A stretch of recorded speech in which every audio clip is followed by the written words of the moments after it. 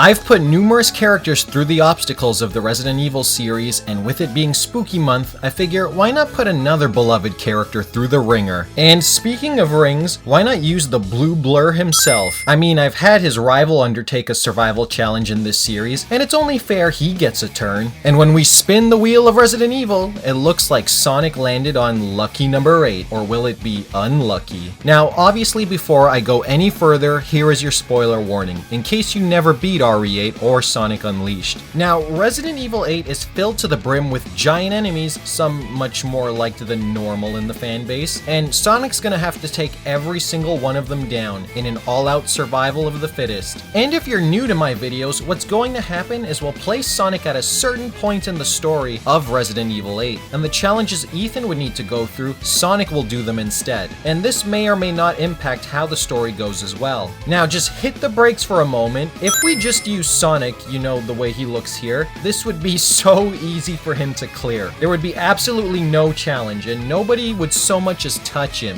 So to eradicate that possibility, in the spirit of the season, I figure why not use the Sonic that fits that spirit, Werehog Sonic. With his speed nerfed and no Chaos Emeralds, can Werehog Sonic pull this off? Let's find out. For those who may have missed out on the adventure of Sonic Unleashed, let's go through what makes this version of Sonic much different than what you're used to seeing. As I mentioned, Sonic is nowhere near as fast as he normally is while in this form, but that doesn't mean he has no tricks up his sleeve either. Firstly, Sonic is still physically strong and can lift metal crates and destroy rock walls easily with just brute force. He also becomes really stretchy, with his arms being able to extend far length to hold onto terrain and enemies from afar. Sonic also comes equipped with a variety of different attacks, with varying effects. Other than the usual attack combos consisting of punches and claw attacks, Sonic can also cause enemies to get knocked or pulled out of the air, cause tremors when slamming the ground, and create shockwaves that spread outward, damaging enemies and knocking them off balance. He can also power himself up, unleashing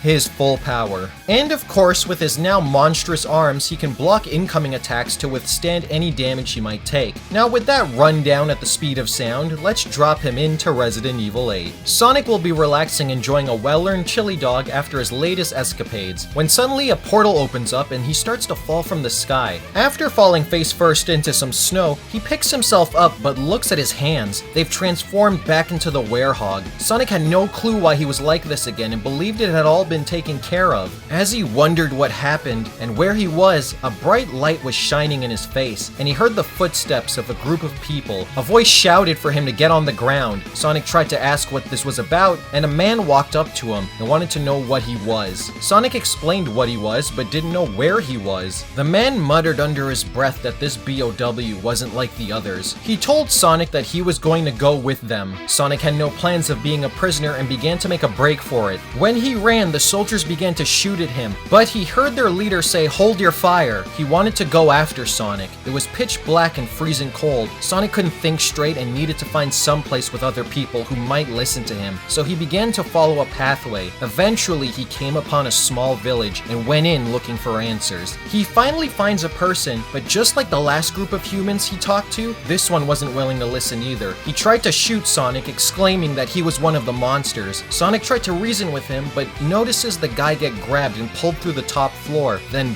blood began to drip down. Sonic, in shock, runs out of the house. He notices something though. It was daylight, but he wasn't transforming back into his usual form. As he was wondering why, he saw creatures that looked similar to his Werehog look. They look at Sonic curiously, but begin to attack. Now, the enemies Sonic is up against here are called Lycans, which are mutated humans that resemble werewolves somewhat. They're very durable in RE8 and can take multiple rounds of gunfire before being killed. Their attacks consist of close-range swipes and biting. Now, as we just went over, Sonic should be able to clear out these things because of his superior strength. The issue, however, is these enemies swarm over you in this section, with very little time to go get your bearings. While Sonic had fought swarms of enemies as the Werehog, those those enemies would eventually come to an end. And if that wasn't enough, not only does Sonic have to fight off a never-ending horde, the big boss decides to join in too. While there are tons of enemies plus a boss enemy, Sonic's stamina while in Werehog form is still very good and lets him fight for lengthy periods of time. Plus, his abilities that allow him to cause tremors and shockwaves can damage foes when either slamming other enemies into the ground or creating them by himself by slamming his fists into the ground. This would allow him to clear out any surrounding foes. These attacks would need to be repeated though to consistently kill off a Lycan, since they're very durable. However, while Sonic continues to fight, he notices that the Lycans begin to run off somewhere, Sonic telling them that he knew that they couldn't take him down and had to run. That's when Sonic would meet a mysterious old lady. Sonic asked her what was going on, but she would only give him cryptic answers and tell him to make his way through the castle. He also asked if she had seen anybody else who wasn't from around here, hoping none of his friends got sent here as well, but she made no comment and left. As Sonic made his way into the castle, he was stabbed in the back with a piece of metal. Sonic quickly tore it out from him, and a man was wondering what he was. He asked, "Are you one of Mother Miranda's or just some weird animal?" Sonic told him who he was, and the man simply said that Mother Miranda would love to meet you. He started bombarding Sonic with metal parts to try and contain him. Now, obviously this works on Ethan because at the end of the day, he's just a normal guy when it comes to strength, with an insane ability to put his hand back on with some healing juices. But Sonic can lift metal and break through solid walls. When Heisenberg tries this on Sonic, it's not going to work. Sonic gets irritated by the constant bombardment and starts to toss all the metal aside and punch it before it can make contact. Then he stretches his arm to catch Heisenberg off guard. He begins to slam him around the room. Heisenberg gets surprised but ends up getting Sonic to let go by again throwing whatever he can at him. He begins to make a break for it, telling Sonic that he'll see him again and that he's taken an interest in him. Sonic had a choice to either chase after Heisenberg or continue to the castle like the old lady said. Sonic wanted to get back to normal as fast as possible, so he opted to continue to the castle. As Sonic scaled the structure, he eventually came to the entrance of it, where he met another mysterious man. He introduced himself as the Duke.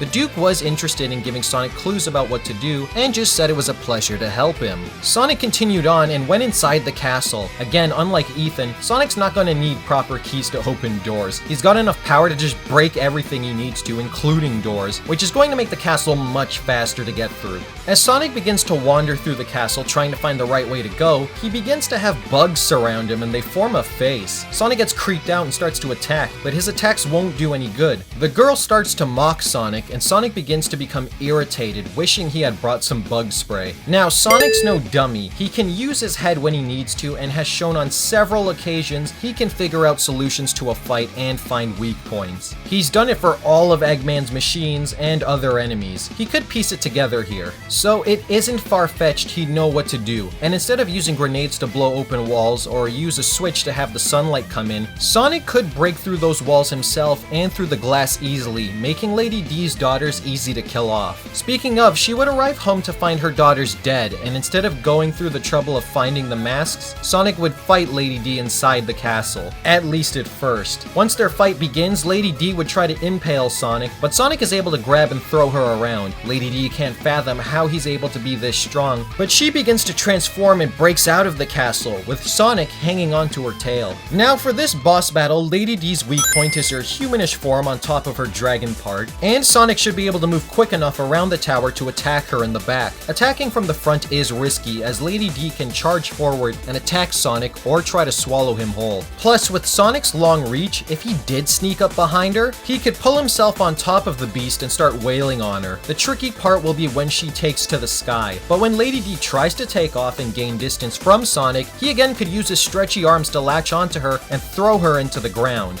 We've seen that the Werehog is capable of doing that in the fight against the Dark Gaia Phoenix, even though it was much bigger than Sonic. He was able to throw it straight into the ground. The same should be able to occur in this battle as well. With a lack of reliable escape options and Sonic constantly taking shots at her, it would only be a matter of time before she she bit the dust. Afterwards, Sonic picked up something in a flask, but wasn't sure what it was, just that it said Rose's head on it. Sonic threw up and quickly got back to the Duke to ask what this was. The Duke said that Rose could still be saved, and Sonic, while ignoring Amy's advances, never wanted this to happen to her. Sonic asked how to save her, and the Duke provided him an answer. He would need to take out all of Mother Miranda's followers and get all of the flasks back. The Duke provided Sonic a map and marked where he needed to go. Sonic dared not to open the flask to see Amy's dismembered head, but he swore he would save her. He also thought to himself, how could they fit Amy's giant head into this small jar? The next person in Sonic's way was going to be Beneviento. Now again, good news for Sonic in this section. Upon arriving at the residence, his weapons can't be stolen like Ethan's because his hands are registered lethal weapons, which is going to make this part a breeze for Sonic since he can actually defend himself against, well, we'll get there. As Sonic takes the elevator down, he goes into a room and the lights go out with the doll that was once sitting there now gone. He punches his way through the door only for the power to go out. Sonic isn't sure what's going on, but he decides to force the elevator door open and begin to climb back up. As he's opening it though, he hears a baby and doesn't want to leave someone else behind who may be trapped here. After turning around and walking down the hall yelling for the baby, Sonic sees this. Sonic could attack it, but even if it was a monster, he didn't want to end a baby. He bolted in the opposite direction and began to climb up the elevator shaft, only for the doll to reappear. Sonic was then forced to play a game to find the doll. This boss fight isn't difficult at all and poses zero threat to Sonic. Basically, you just need to be good at hide and seek, and once you find the doll 3 times, you begin to stab it to death. And after defeating Angie and Donna, Sonic nearly throws up remembering the baby that was in the basement and hopes nobody ever goes down there. He picked up another flask and Sonic went back to the Duke and informs him of his latest victory. He congratulates Sonic on a job well done, and Sonic is off on his next fight against Moreau. On the way there though, Sonic is attacked by another enemy. This enemy is quick to attack and puts the squeeze on you with its giant gaping mouth of teeth. Measuring up to Sonic physically, it bites into Sonic and begins to pull on his arm. Sonic punches it in the head and throws what he can at it. While Sonic does have melee attacks, realistically, because of the claws Sonic now has, he should be able to impale this enemy when it charges at him. His claws are durable enough to break through solid rock, as stated previously, so impaling this enemy is realistic for him to be able to do. Sonic times his strike and sticks his claws into its chest, killing it, with the monster's blood streaming down his hand. Sonic wasn't liking this one bit. Fighting Eggman's robots was one thing, but having blood all over him was something new and he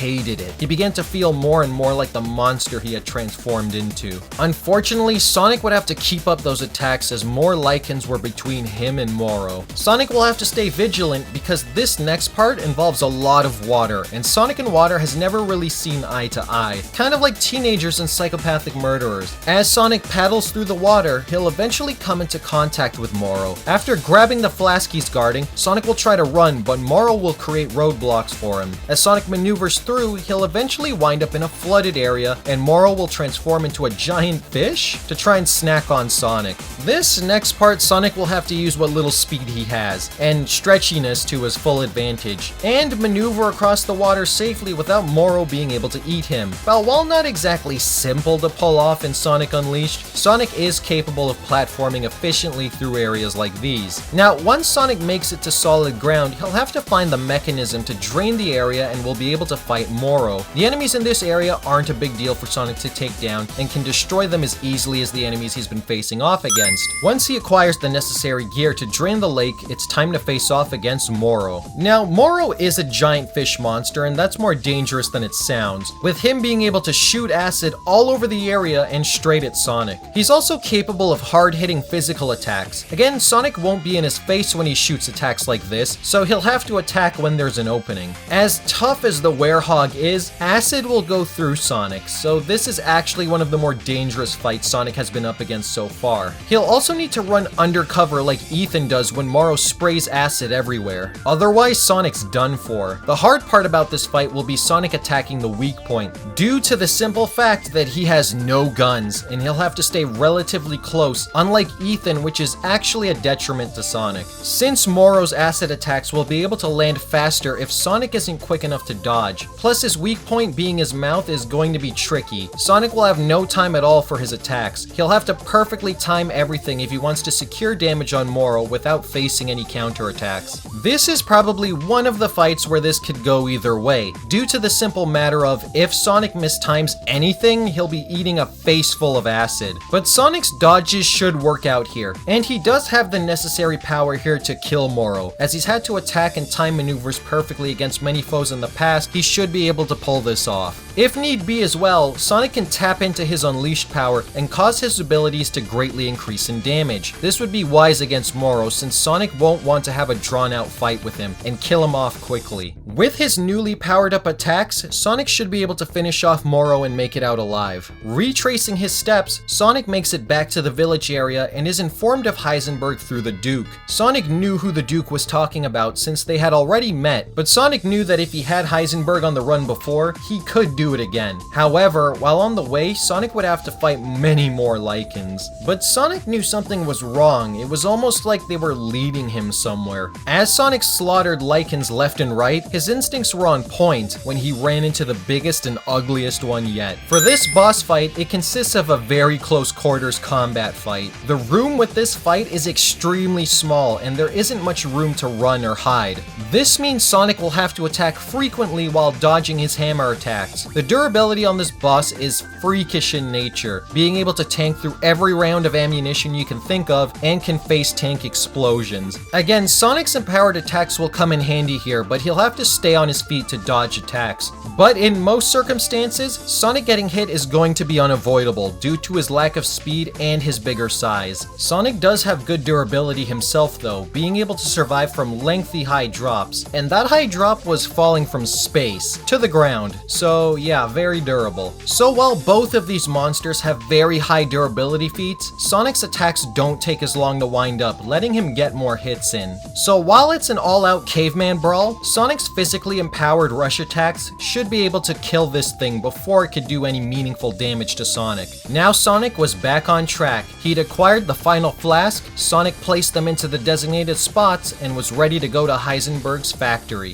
Heisenberg would invite Sonic in and try to persuade him that he could send him back home after he helps him take down Mother Miranda. Sonic tells him that he doesn't need his help in taking her down, and that he was going to put a stop to all of this right now. As Sonic was going to attack, Heisenberg yelled out to something, and then Sonic heard a familiar scream. Sonic looked down the shaft to see Tails tied up with a metal pipe. Sonic had a feeling this whole time he wasn't the only one who came through, and told Tails he'd be right there. Heisenberg told Sonic to accept his offer or he'd kill Tails. Now, normally Heisenberg drops Ethan down into that area, but considering Sonic is physically stronger, that's not gonna happen. Tails tells Sonic not to listen, and Sonic agrees to attack Heisenberg, but Heisenberg commands a monster to kill Tails, and while Sonic jumps at Heisenberg, he hears an explosion and Tails scream. But when he looked, Tails was gone. That's when Heisenberg tells Sonic he could have joined him, but he pissed him off for the last time. Heisenberg starts to transform into a giant metal monster, and the fight would begin. Now again, unfortunately for Sonic, long-ranged moves are much better for this fight, not to mention he doesn't have access to the giant machine of death Ethan was able to ride into this battle. So Sonic is going to have one hell of a time attacking Heisenberg. For Heisenberg's attacks, he has extremely deadly close-range moves. Sonic is not going to want to let that buzzsaw get anywhere near him.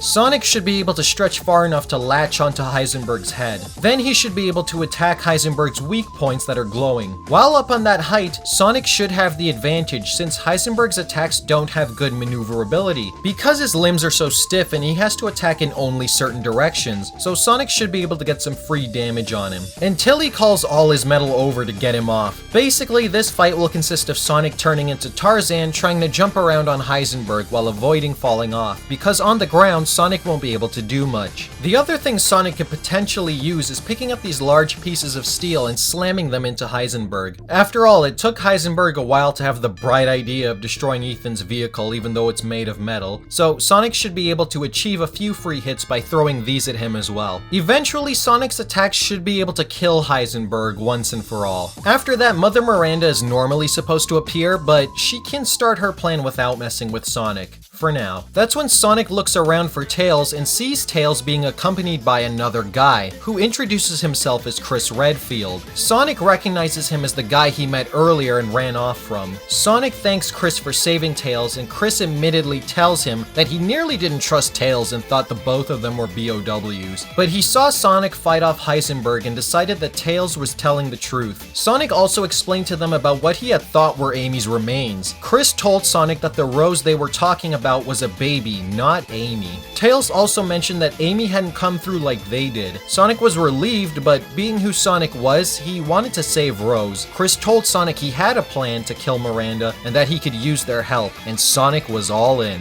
Now Sonic, Tails, and Chris were off to finish Mother Miranda. As they made their way through fighting off monsters, Chris got separated from them. Sonic told Tails to help out Chris, so Sonic went on ahead by himself to face her. When he got there, Mother Miranda confessed she was trying to use Gaia's power and the darkness it could create in people to take over the village and weaponize it on the rest of the world. She also wanted to infuse that power into Rose, Ethan's baby. Sonic told her that she was insane to use that power on a baby and innocent people, and that she couldn't control it since he had already seen it firsthand. But Miranda wasn't interested in his pleas, and the fight began. For this fight, Miranda has a multitude of attacks, both at range and up close, and has the ability to fly around the area. And not only that, she can make the area they're fighting in completely dark, making it harder for Sonic to see incoming attacks. Sonic could rush her and begin to damage her with a flurry of swipes, but she can port all over the area quickly as well, creating a gap between her and Sonic. Sonic will also have to watch for when she begins to throw out her projectiles, as these do massive damage. Sonic should be able to put up his hands to guard while they could still damage him. It shouldn't be lethal due to his insane endurance. However, the safer bet is for Sonic to hide behind the obstacles Miranda creates, so he doesn't take any damage at all. But because Sonic is in his Werehog mode, there is one thing he could do to stop the attack altogether, but he'd need to be fast. Grab Miranda with his lengthy reach from the middle of the stage and begin to slam her into the ground. And while she's flying, Sonic also has many uppercut abilities that can knock her out of the air.